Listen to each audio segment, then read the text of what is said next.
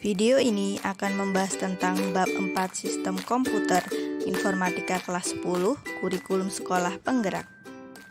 Pernahkah kalian melihat bagaimana peranti elektronik bekerja seperti mesin cuci, mesin pemotong, dan lain-lain? Komputer sebenarnya sama halnya dengan peranti lain, tetapi tampak lebih kompleks. Pekerjaan yang dilakukan oleh komputer dilakukan oleh banyak komponennya. Secara umum, komputer adalah peralatan elektronik yang menerima masukan data, mengolah data, dan memberikan hasil keluaran dalam bentuk informasi, baik berupa gambar, teks, suara, maupun video. Secara sederhana, sebuah komputer menerima masukan dari peranti masukan, memproses masukan tersebut, dan menghasilkan output. Data berupa teks, suara, sentuhan, dan lain-lain dari peranti masukan atau peranti input akan diproses oleh CPU atau unit pemrosesan utama untuk menghasilkan suatu output berupa tampilan informasi atau yang kita sebut sebagai output. Sistem komputer sendiri terdiri dari 3 bagian, yaitu hardware atau perangkat keras. Hardware itu dapat disentuh seperti mouse, hard disk, RAM, printer, scanner, dan lain-lain.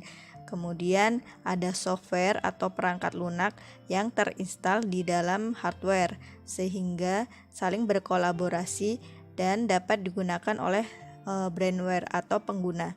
Jadi sistem komputer secara sederhananya terdiri dari hardware, perangkat keras, software, perangkat lunak, dan brainware atau pengguna. Di sini ada gambar beberapa perangkat keras atau hardware, contohnya ada printer, CPU, keyboard, mouse, dan lain-lain. Dan software atau perangkat lunak yang tersimpan atau terinstal di dalam hardware sehingga keduanya saling berkolaborasi membentuk sistem komputer.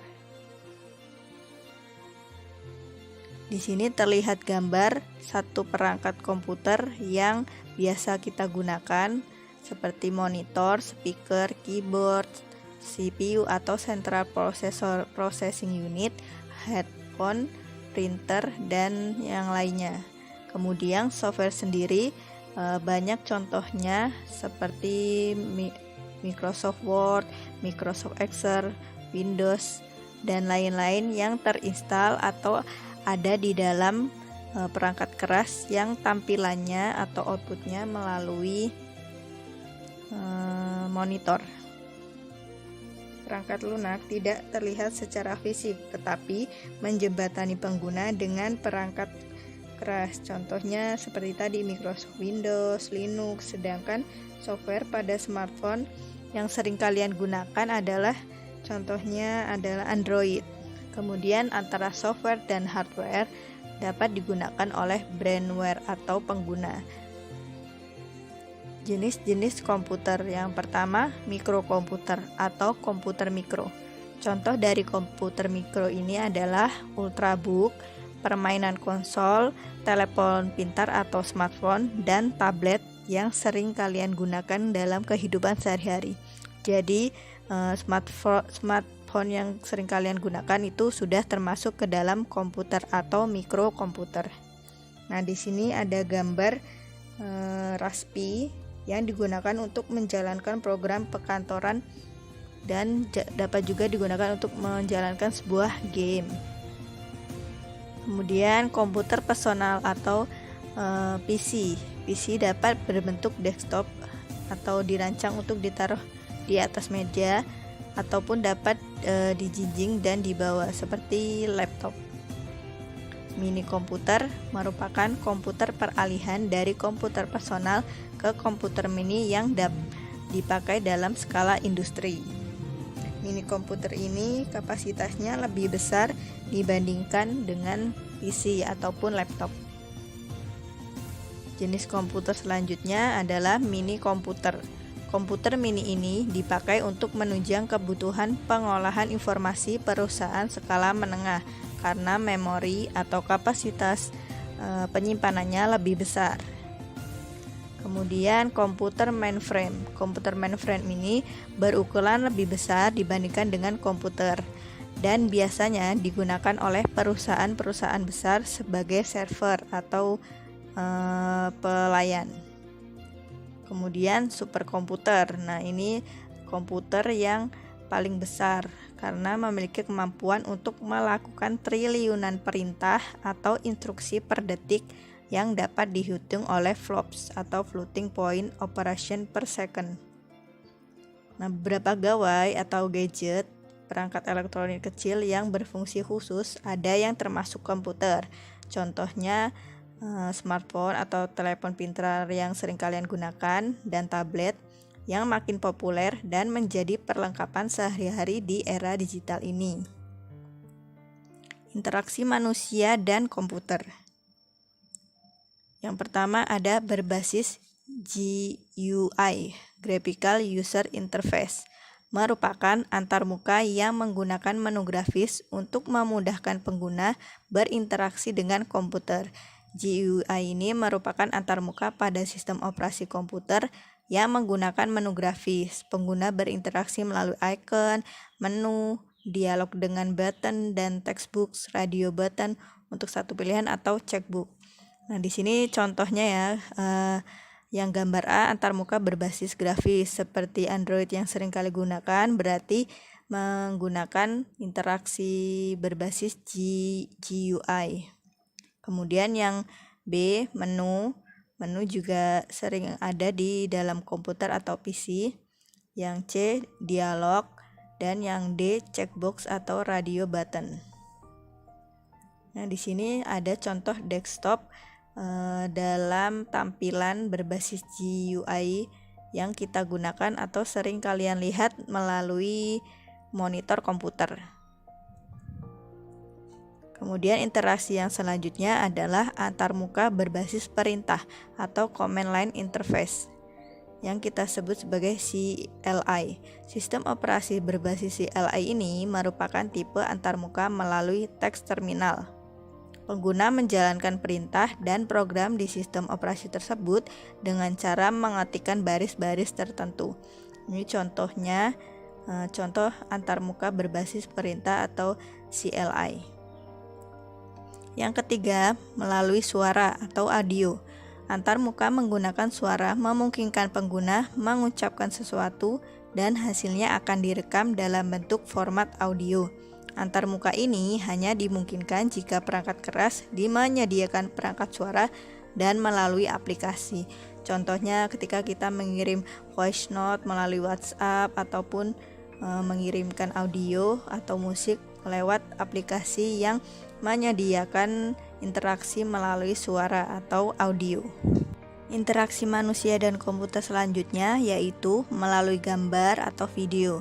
Antarmuka menggunakan gambar hanya dimungkinkan jika perangkat menyediakan kamera. Kamera akan merekam gambar dan melalui aplikasi akan menyimpan gambar dalam format video ataupun foto. Contohnya kamera yang menyediakan atau memfasilitasi kita untuk berinteraksi dan menyediakan kamera. Selain itu, handphone atau smartphone yang sering kita gunakan juga sudah memfasilitasi kita untuk berinteraksi melalui gambar ataupun video. Kemudian melalui berbagai piranti masukan lainnya. Selain melalui perangkat lunak, pengguna dapat berinteraksi langsung ke komputer melalui piranti masukan seperti yang sudah disebutkan sebelumnya. Piranti masukan ini contohnya ada keyboard, joystick, mouse, touchpad, layar sentuh, keyboard virtual, dan lain-lain. Kolaborasi dalam sistem komputer. Di dalam sebuah sistem komputer, perangkat keras berkolaborasi dengan perangkat lunak, aplikasi, atau piranti lain melalui sistem operasi.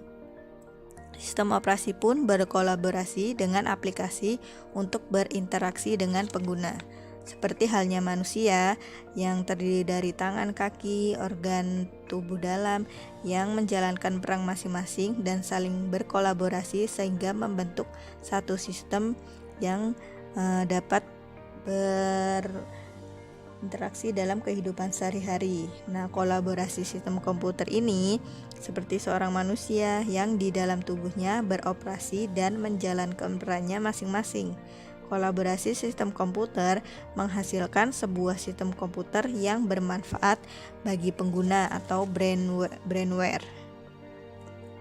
Bahwa dalam sistem komputer sendiri terjadi interaksi dan kolaborasi. Ini dapat dijumpai dalam kehidupan sehari-hari seperti software yang digunakan di sebuah toko, warnet, kantor, rumah sakit, dan sebagainya. Seperti ketika melakukan instalasi program aplikasi pengkajian atau payroll di komputer atau laptop kantor yang datanya masih perlu diolah dengan pengolah lembar kerja. Contoh lainnya ketika membeli laptop baru dan akan membuat laporan di dalamnya, perlu menginstal sistem operasi terlebih dahulu sebelum aplikasi pengolah kata. Hal ini menunjukkan bahwa kedua software di atas saling bekerja sama satu sama lain. Sebuah software bergantung pada software lainnya. Seperti tubuh kita ya, ketika kita tangannya tidak dapat digunakan sebagaimana mestinya, maka organ lain pun juga akan terganggu sistemnya atau fungsinya, sehingga sistem komputer berkolaborasi dengan aplikasi dan saling bergantung sehingga keduanya merupakan satu kesatuan yang utuh. Sistem operasi. Sistem operasi atau OS adalah perangkat lunak sistem yang mengelola perangkat keras komputer, sumber daya perangkat lunak, dan menyediakan layanan umum untuk program komputer. Sistem operasi ini berfungsi untuk mengendalikan, mengontrol, atau memberikan koneksi antar perangkat keras komputer. Contoh dari sistem operasi ini adalah Microsoft Windows, Linux, macOS, Android. Android yang ada di dalam smartphone kalian ini termasuk sistem operasi, iOS, dan sebagainya. Sistem operasi berfungsi untuk mengelola proses, memori utama, mengelola file, mengelola penyimpanan sekunder, serta melakukan proteksi dan keamanan. Jadi sangat vital ya sistem operasi ini dalam sebuah komputer maupun di dalam smartphone. Fungsi sistem operasi atau iOS sendiri, yang pertama menyediakan antarmuka ke pengguna untuk berinteraksi dengan komputer. Seperti yang sudah dijelaskan tadi, antarmuka artinya output tampilan seperti desktop maupun tampilan pada gawai kita. Kemudian yang kedua, mengendalikan input dan output. Artinya sistem operasi ini mengendalikan input atau masukan yang diberikan kepada sistem dan mengendalikan output atau keluaran yang telah diolah oleh CPU. Yang ketiga, mengelola perangkat keras dan periferal. Artinya menjaga perantara program aplikasi untuk berinteraksi dengan keyboard ataupun perangkat input dan output lainnya. Fungsi selanjutnya mengelola pemuatan perangkat lunak dan menjalankan perangkat lunak. Hal ini dimaksudkan agar berjalan dengan baik antara perangkat lunak yang ada di dalamnya dapat berfungsi dengan baik. Selanjutnya, mengelola file, copy, save, sort, delete, dan lain-lain. Artinya, sistem operasi menyediakan cara yang konsisten untuk menyimpan dan mengambil data. Sehingga sistem operasi ini berfungsi untuk menstabilkan ataupun menyediakan cara yang konsisten agar penyimpanan data ataupun pengambilan data dapat dilakukan dengan baik. Menangani interupsi dan error. Jika tidak ada sistem komputer, maka hal-hal yang ada di dalam perangkat tersebut tidak dapat berjalan dengan baik. Kemudian menangani komunikasi dengan jaringan. Selanjutnya, bertanggung jawab untuk mentransfer program ke memori dan dari memori. Artinya, dia mengelola memori. SO dapat mengatur pergantian pengguna prosesor dan menentukan prioritas program yang dijalankan atau multitasking. Kemudian bertanggung jawab atas pembuatan akun pengguna dan kata sandi serta penerapannya. Jadi ketika kita membuat akun, di sini sistem operasi atau OS bertanggung jawab atas pembuatan akun pengguna dan kata sandi serta penerapannya, sehingga data yang ada dapat aman dan tidak bocor. Setiap SO ini terdiri dari komponen dengan tugasnya masing-masing dan spesifik. Dan yang terakhir adalah mengelola prosesor, artinya mengelola CPU ataupun bagiannya yang kita sebut sebagai scheduler, penjadwalan. Jadi sistem operasi ini punya sistem yang disebut dengan scheduler yang fungsinya adalah mengelola CPU dan mengelola prosesor tersebut. Multitasking yaitu mengerjakan beberapa pekerjaan sekaligus, seperti sambil merajut, kita nonton TV, bahkan sesekali kita menengok HP. Ternyata multitasking ini tidak hanya bisa dilakukan oleh manusia, tetapi sebuah komputer yang sedang melakukan multitasking juga dapat kita lihat ketika pengguna menjalankan berbagai aplikasi pengolah kata, aplikasi pengolah lembar kerja, aplikasi presentasi, dan aplikasi pen untuk menggambar. Jadi dalam satu waktu komputer dapat melakukan beberapa pekerjaan. Seperti ilustrasi pada gambar, manusia bisa bekerja, kemudian menulis, mengetik dalam satu waktu. Komputer pun juga demikian.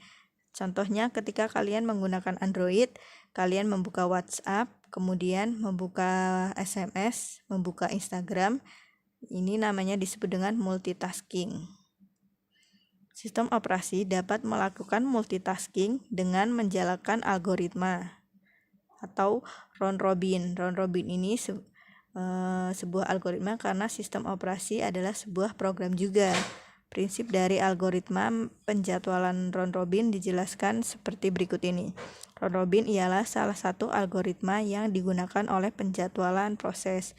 Dalam sebuah sistem operasi, pada algoritma RR ditentukan suatu slot waktu atau time phase yang akan dialokasi ke setiap proses dalam porsi yang sama dan dalam urutan melingkar menangani semua proses tanpa prioritas. Penjadwalan RR sederhana dan mudah diterapkan.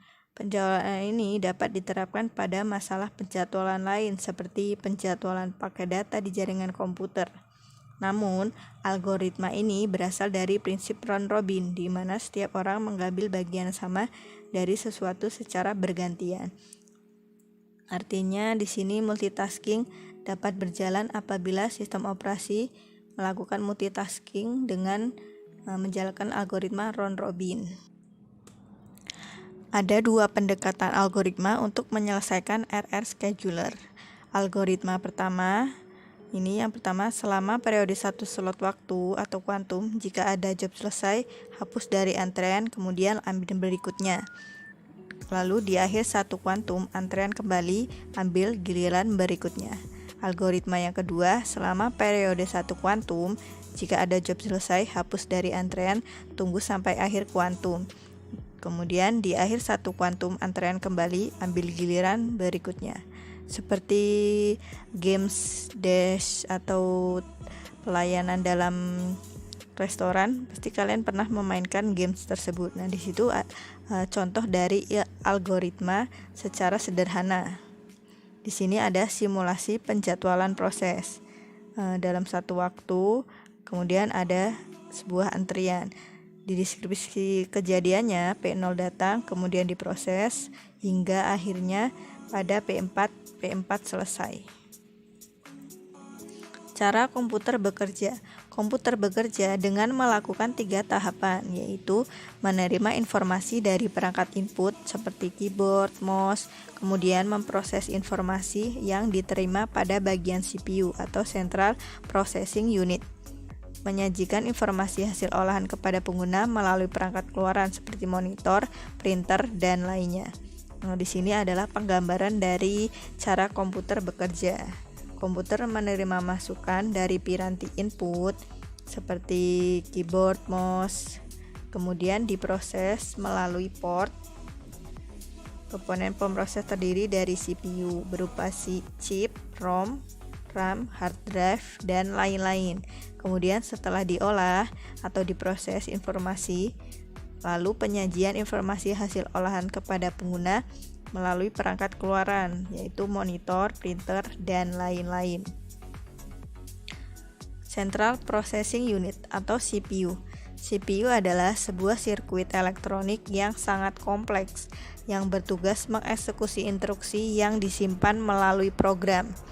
Semua komputer, mulai yang kecil seperti ponsel pintar atau smartphone sampai yang besar dan canggih harus mempunyai CPU.